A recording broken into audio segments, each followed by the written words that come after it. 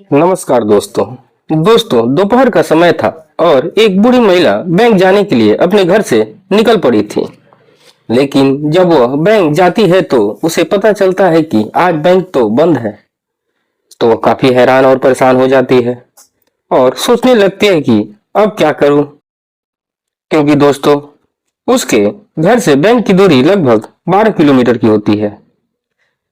फिर वो बहुत ही हैरानी और परेशानी से इधर उधर देखने लगती है ताकि उसे घर जाने के लिए कोई साधन मिल जाए। तब तक उसकी नजर एक ई रिक्शा वाले पर पड़ जाता है और उसे देखकर अपने पास बुलाती है। और जब वो ई रिक्शा वाला उसके पास आता है तो उसे देखते ही वह फिदा हो जाती है। फिर वह रिक्शा वाले से उसे घर छोड़ने के लिए बोलती है। तो जो ई रिक्शा वाला होता है वो अपना किराया बगैर तय किए ही उसे घर छोड़ने के लिए राजी हो जाता है। उसके बाद वो बूढ़ी महिला उसके रिक्शा पर बैठ जाती है। फिर थोड़ी ही देर के बाद जो ई रिक्शा वाला होता है उसके घर तक पहुंचा देता है। लेकिन दोस्तों जब वह बूढ़ी महिला उसके रिक्शा से उतरने लगती है तब तक उसे पैर फिसल जाता है और फिर जिस वजह से वह गिर जाती है और उसकी घुटने में चोट आ जाती है। तो यह सब देखकर वो जो ई रिक्शा वाला था वो काफी घबरा जाता है और सोचने लगता है कि बुजुर्ग महिला है और उतरने के समय रिक्शे से गिर चुकी है तो फर्ज क्या बनता है कि उसे घर तक पहुंचा दे। उसके बाद दोस्तों जो ई रिक्शा वाला था उस बूढ़ी महिला को अपने गोद में उठाकर उसके घर के अंदर ले जाता है और ले जाने के बाद उसे बिस्तर पर लिटा देता है। फिर उसके बाद जो बूढ़ी महिला थी वो ई रिक्शा वाले से कहती है कि बेटा, अब जब तुम मुझे यहाँ तक लेकर आ ही गए हो तो एक छोटा सा काम और कर दो। लगता है मेरे घुटने में काफी तेज चोट लग चुकी है, इसलिए तुम थोड़ा मालिश कर दो।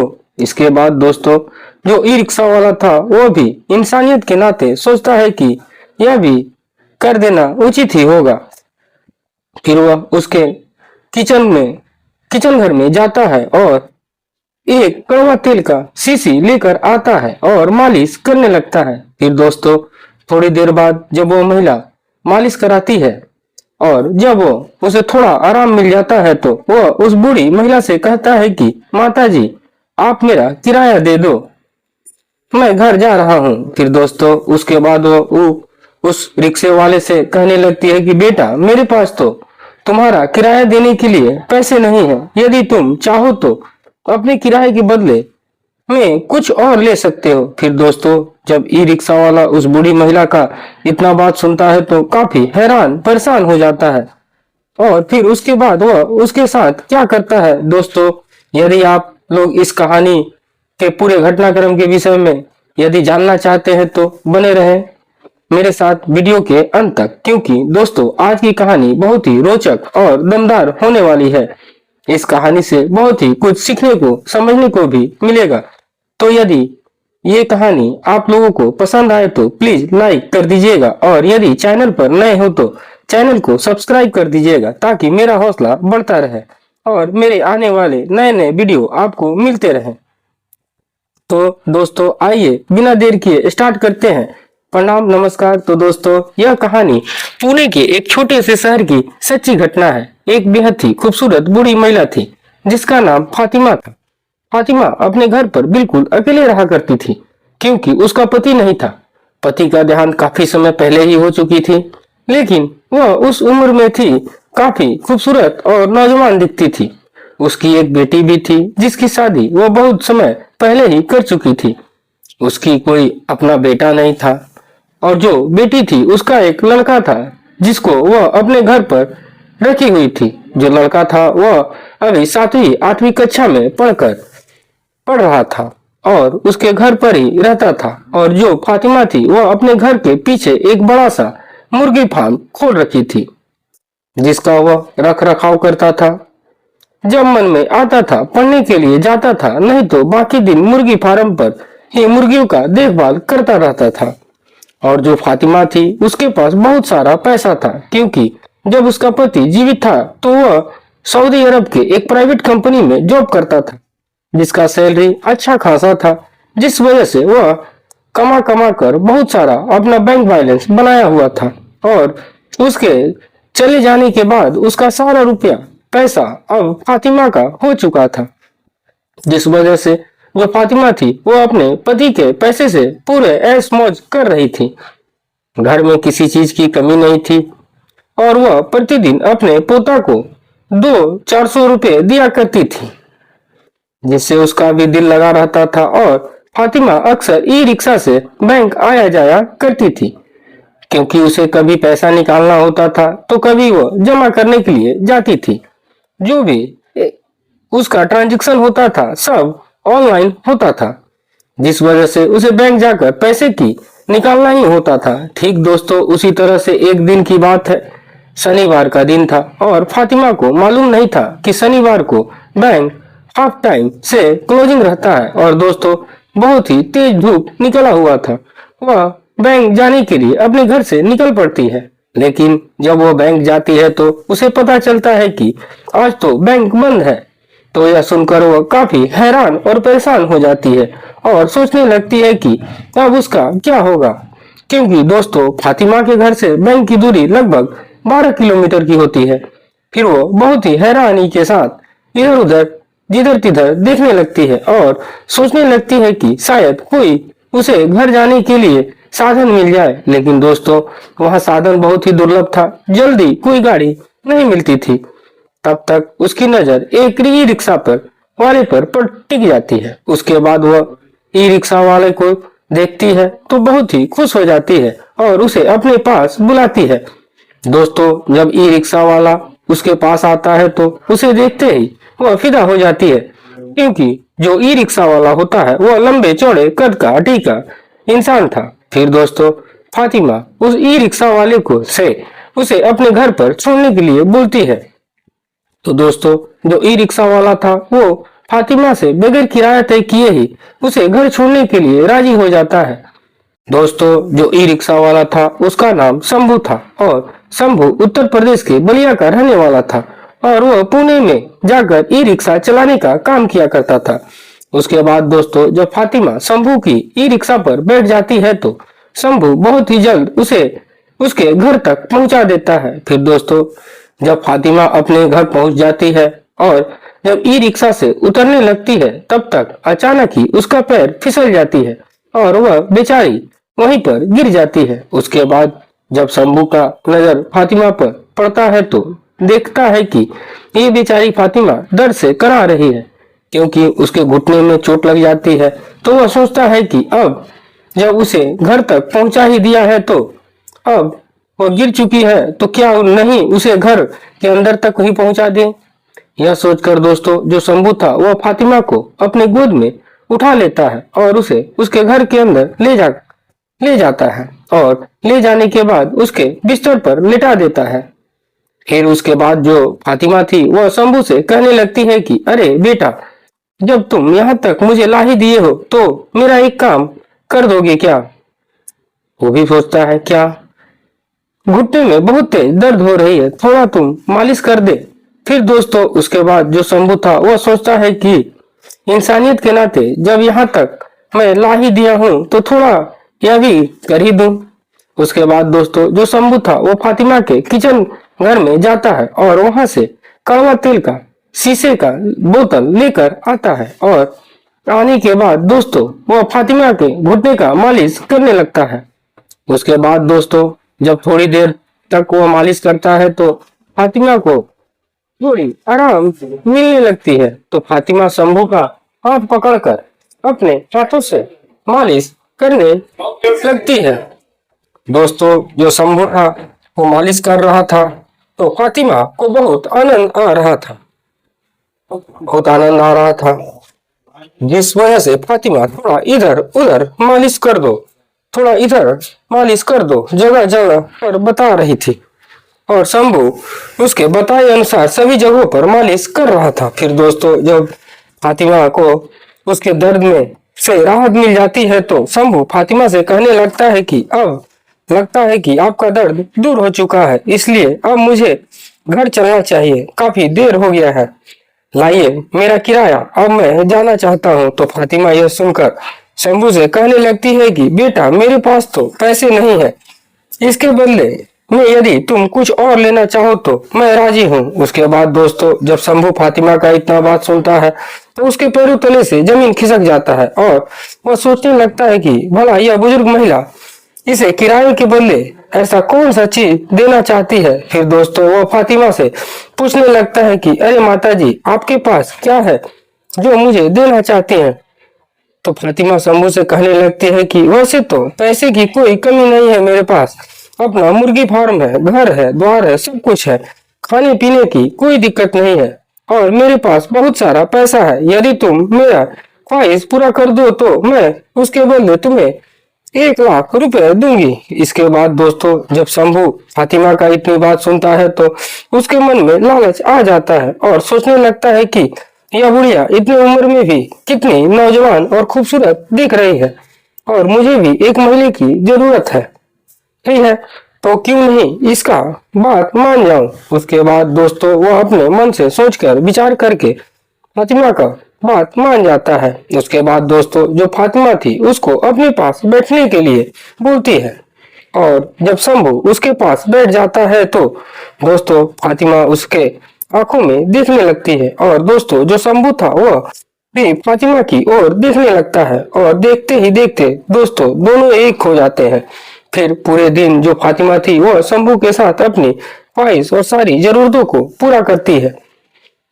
फिर उसके बाद जब शाम हो जाती है तो फिर जो शंभू था वह फातिमा से कहता है कि अरे आंटी अब तो काफी देर भी हो चुका है और आपकी सारी जरूरतें और ख्वाहिशें भी पूरी हो चुकी है, तो लाइए पैसे, अब मैं घर जाना चाहता हूँ। इसके बाद दोस्तों जो फातिमा थी वो अपने पर्स से 1 लाख रुपए निकालकर शंभू के हाथों में पकड़ा देती है। उसके बाद पैसा पाकर जो शंभू था वह घर जाने लगता है तो पीछे से जो फातिमा थी वह शंभू से कहती है कि घर जा रहे हो, यदि हो सके तो तुम अपना मोबाइल नंबर दे दो कि उसके बाद फिर मुझे तुम्हारी जरूरत पड़ेगी तो मैं तुम्हें कॉल करके अपने घर पर बुला लूंगी। उसके बाद दोस्तों जो शंभू था वह अपना एक मोबाइल नंबर भी फातिमा को देकर चला जाता है। फिर दोस्तों जब शंभू चला जाता है तो फातिमा एकदम गहरी सांस लेती है क्योंकि उसकी जो बरसों की इच्छाएं और तमन्नाएं अधूरी थी वह सब पूरी हो चुकी थी और फातिमा को उस दिन ऐसा महसूस हो रहा था कि शायद उसका बरसों का प्यार फिर से लौट आया है।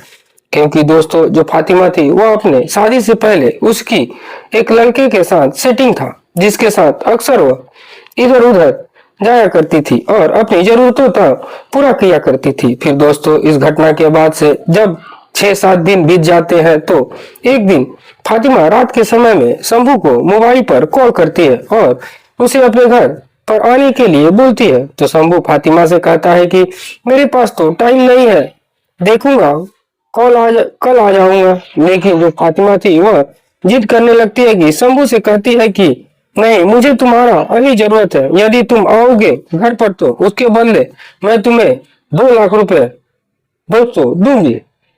जब 2 लाख का नाम सुनता है और उसके मन में लालच आ जाता है और वह उसी समय दौड़े भागे फातिमा के घर पर चला आता है और जब आता है तो देखता है कि जो फातिमा है वो पहले से ही बिस्तर पर तैयार बैठी है।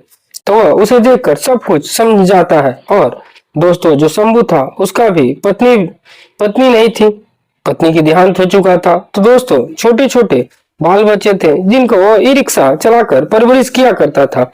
फिर दोस्तों वो फातिमा के एकदम करीब जाकर बैठ जाता है और फातिमा की ओर देखने लगता है। तो उसके बाद फातिमा जो शंभू को कहती है कि जाओ किचन घर में और तेल लेकर आओ, पहले मेरी मालिश कर दो। उसके बाद जो शंभू था वो फातिमा के कहे अनुसार फिर से उसकी मालिश करने लगता है। फिर जब उसकी मालिश कर देता है तो दोस्तों उसकी सारी भावनाएं और इच्छाएं एकाएक जागृत हो जाती हैं। उसके बाद जो फातिमा थी वह शंभू से अपनी जरूरत पूरा करने लगती है। फिर दोस्तों जो शंभू था वो फातिमा को इस कदर हिलाता है कि दोस्तों उसकी सारी जरूरतें और इच्छाएं एक क्षण में पूरा कर देता है। तब तक उसके बाद सुबह हो जाती है तो दोस्तों फातिमा उसको 2 लाख रुपया देकर उसके बाद देती है। उसके बाद जो शंभू था वह उसके घर से चुपके से निकल जाता है। फिर दोस्तों उसके बाद जो फातिमा थी उसको अब शंभू की आदत पड़ जाती है। अब भी उसका मन करता था, जब भी उसका मन करता था दोस्तों उसको अपने घर पर बुला लेती थी और अपनी जरूरतें पूरा कर लेती थी। फिर शंभू चला जाता था। लेकिन दोस्तों एक दिन कुछ अलग ही हो गया। रात का समय था। जो फातिमा थी वह शंभू से फोन करके कहती है कि क्या तुम्हारा कोई और भी दोस्त है। उसके बाद दोस्तों जब शंभू फातिमा का यह बात सुनता है तो काफी हैरान और परेशान हो जाता है और सोचने लगता है कि आज फातिमा को क्या हो गया है, क्या बोल रही है, इसकी क्या इसका कोई एक और दोस्त है। वो बोलता है फातिमा से ही नहीं, मैं अकेला ही, क्या बात है। तो फातिमा कहती है यदि तुम्हारी नजर में तुम्हारे जैसा कोई अच्छा इंसान हो तो उसे भी अपने साथ ले आना। इसके बाद में इसके बदले में मैं तुम्हें थोड़े और ज्यादा पैसा दे दूंगी। उसके बाद दोस्तों पैसे के लालच में आकर शंभू था वो अपने एक साथी को अपने घर पर लेकर चला जाता है, यह कहकर कि एक बहुत ही अच्छी महिला है जिसके साथ तुम वह सब करोगे तो उसके बदले में वो चाय पानी का खर्चा वह देगी। दोस्तों जो उसका दोस्त था वह भी एक नंबर का लफुआ था और हमेशा इधर उधर जिधर तिधर मुंह मारता था। तो दोस्तों यही सोचकर वो शंभू के साथ चला जाता है। चलो यह रात ही गुजारनी है और बदले में थोड़े बहुत पैसे भी मिल जाएंगे। इसके बाद दोस्तों जब अपने दोस्त को फातिमा के घर पर लेकर आता है तो दोस्तों फातिमा दोनों को देखकर बहुत ही खुश हो जाती है। फिर दोस्तों जो फातिमा थी वह दोनों के साथ अपना ख्वाहिश पूरा करने लगती है और दोस्तों दोनों मिलकर फातिमा का इस कदर ख्वाहिश पूरा कर देते हैं कि दोस्तों सुबह होते ही जो फातिमा थी वह बेचारी बिस्तर से उठ नहीं पाती है। फिर दोस्तों जब वे दोनों फातिमा का यह हाल देखते हैं तो दोस्तों सोचते हैं कि अब फातिमा जो है अधमरी हो चुकी है और इस अवस्था में यह यहाँ पर रहना ठीक नहीं होगा। उसके बाद दोस्तों ये लोग क्या करते हैं कि फातिमा का बेडरूम में ही जितना भी उसका ज्वेलरी, नकदी, कैश, सारा रुपया पैसा ले लेते हैं और लेने के बाद दोस्तों वहां से रफू चक्कर हो जाते हैं। फिर दोस्तों जब सुबह होता है तो जो फातिमा का पोता था उसका बेटी का लड़का वह घर के अंदर आता है और जब अपनी नानी फातिमा को इस हालत में देखता है तो उसके पैरों तले से जमीन खिसक जाता है और सोचने लगता है कि अचानक से उसकी नानी को क्या हो गया। क्योंकि दोस्तों वो घर में नहीं सोचता था कि वो मुर्गी फार्म में ही सोता था, बगल के एक छोटा सा कमरा बनाया गया था, इसलिए उसे कुछ मालूम ही नहीं रहता था कि घर में क्या हो रहा है, क्या चल रहा है। फिर दोस्तों उसके बाद वह दौड़ा भागा एक डॉक्टर को बुला कर लाता है और जब डॉक्टर फातिमा के घर पर आता है और फातिमा का इलाज करता है तो दोस्तों फातिमा का हालत देखकर दंग रह जाता है और पूछने लगता है कि अरे दादी अम्मा तुम्हारी यह हालत किसने किया है। तो फातिमा बेचारी शर्म से डॉक्टर को नहीं बताती है, कुछ भी नहीं बताती है। फिर उसके बाद जो डॉक्टर था वह फातिमा के पोती को कहता है कि बेटा तुम्हारी नानी को बड़े हॉस्पिटल में एडमिट करना होगा। मैं यहाँ पर जो बनता है वो थोड़ा बहुत कर देता हूँ लेकिन मेरे करने से दादी अम्मा ठीक नहीं होंगी। इतना कहकर दोस्तों डॉक्टर था वो चला जाता है। उसके बाद जो फातिमा का पोता था वो अपने माँ के पास कॉल करता है और जब फातिमा की बेटी घर पर आती है और जब अपनी माँ को यह हालत देखती है तो दोस्तों उसे भी रहा नहीं जाता और रहता है और तुरंत फातिमा को एक बड़े हॉस्पिटल में लेकर जाकर एडमिट करती है और जहाँ पर डॉक्टर लोग फातिमा का इलाज करते हैं। उसके बाद लगभग 12 दिन बाद वो एडमिट रहती है, 12 दिन तक एडमिट रहती है दोस्तों। फिर जब वो पहले की तरह ठीक हो जाती है और जब डॉक्टर लोग उसको हॉस्पिटल से डिस्चार्ज करते हैं, उसके बाद जब वो अपनी बेटी के साथ घर आती है तो फातिमा की बेटी अपनी माँ से पूछने लगती है कि माँ तुम्हारे साथ किसने क्या किया था, बताओ मुझे, कंप्लेन करना है। उसके बाद जो फातिमा थी वह सब अपनी बेटी की ओर देखने लगती है और उसके आंखों में देखते ही देखते फपक फपक कर रोने लगती है और कहती है कि बेटी मुझे माफ कर दो, मुझसे बहुत बड़ी भूल हो गई। मैं अपनी ख्वाहिश और जरूरतों को पूरा करने के चक्कर में क्या क्या कर बैठी। मुझे थोड़ा सा भी यह अंदेश नहीं रहा कि मेरी बेटी और एक मेरा पोता भी है। मैं लालच में आकर यह सब गलती कर बैठी हूँ। इसके बाद जो उसकी बेटी थी वह फातिमा से पूछने लगती है कि माँ बताओ मुझे क्या हुआ था। आखिरकार तो फातिमा बताती है कि वो एक रिक्शा वाले को हमेशा अपने घर पर बुलाती थी और उसके साथ अपनी जरूरत को पूरा करती थी। लेकिन एक दिन उसकी जरूरत कुछ ज्यादा ही बढ़ गया था, तो वह दो लोगों को अपने घर पर बुला ली और दोनों लोगों ने मिलकर उसकी ऐसी तैसी कर दी। इस वजह से उसकी यह हाल हो गया था। फिर दोस्तों उसके बाद जो फातिमा थी वो बताती है कि दोनों लोग उसको इस हालत में पहुंचाकर उसके सारे पैसे और ज्वेलरी लेकर चले गए हैं। फिर दोस्तों उसके बाद जो फातिमा की बेटी थी वो कहती है कि नहीं माँ, यह तो पुलिस केस बनता है। यदि तुम्हारे गहने और रुपए भी ले गए हैं तो वे लोग इंसान नहीं है, वे लोग चोर है। फिर दोस्तों वो किसी तरह से फातिमा को बहला फुसला कर पुलिस स्टेशन लेकर जाती है और वहां पर जाने के बाद वह फातिमा से शंभू और उसके दोस्त के खिलाफ एफआईआर करवा देती है। उसके बाद पुलिस जांच पड़ताल करती है और शंभू के साथ उसके दोस्त को भी गिरफ्तार करके जेल में डाल देती है। और जितना वे लोग गहना रुपया चोरी करके फातिमा के घर से ले गए थे सारा नकदी भी दिलवाते हैं और फातिमा के ऊपर भी एक छोटा सा केस लग जाता है, बहला फुसला कर अपना जरूरत पूरा करने वाला केस। यानी कि दोस्तों फातिमा को भी थोड़ी बहुत सजा होती है, लेकिन दोस्तों कुछ जुर्माना देने के बाद फातिमा तो बड़ी हो जाती है। लेकिन दोनों 3-3 साल की सजा काटते हैं, दोनों दोस्त 3-3 साल की सजा काटते हैं। तो दोस्तों इसलिए कहा जाता है कि कोई भी काम बहुत सोच समझ कर करना चाहिए। फातिमा को भी अपनी उम्र का तगाजा होना चाहिए, उसे भी ध्यान देना चाहिए कि इस अवस्था में जिस व्यवस्था में पहुंचे उसे मर्दों की लत लग चुकी थी। यह सब गलत बात है, यह सब नहीं करना चाहिए। तो दोस्तों आज की जो कहानी थी बस यहीं तक थी। आपको कैसी लगी कमेंट में अवश्य बताइए। और हाँ दोस्तों, इस कहानी को बताने का उद्देश्य मेरा किसी का दिल दुखाना या किसी को परेशान करना नहीं था। मैं केवल समाज को जागरूक और सचेत करने के लिए इस कहानी को बताता हूँ। तो आप मुझे इजाजत दीजिए, मैं फिर मिलूंगा, तब तक के लिए नमस्कार।